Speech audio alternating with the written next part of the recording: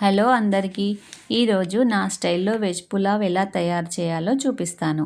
ముందుగా స్టవ్ వెలిగించి కుక్కర్ గిన్నె పెట్టి అందులో నూనె నెయ్యి సమభాగాలుగా తీసుకొని వేడయ్యాక దానిలోకి బిర్యానీకి సంబంధించిన మసాలా దినుసులు వేసుకొని అవి కొద్దిగా వేగిన తర్వాత అందులోకి ముందుగా కట్ చేసి పెట్టుకున్న పచ్చిమిర్చి ఆనియన్ వేసుకొని అవి వేగిన తర్వాత అల్లం వెల్లుల్లి మిశ్రమం వేసుకొని దానిలోకి ముందుగా కట్ చేసి పెట్టుకున్న ఆలు, క్యారెట్, టమాటా ముక్కలు మరియు ముందుగా మ్యారినేట్ చేసుకున్న మీల్ మేకర్ మిశ్రమం వేసుకొని సన్నని మంటపై దోరగా గిన్నెకు అంటుకోకుండా వేయించాలి.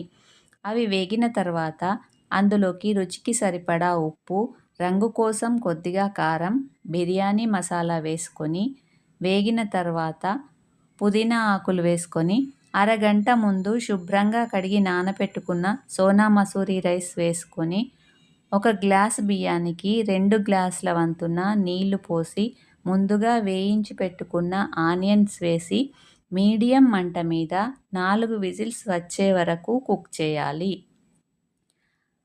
కుక్కర్ నుండి ఆవిరి పోయిన తర్వాత మూత తీసి కొత్తిమీర చల్లుకుని వేడివేడిగా సర్వ్ చేసుకోవడమే.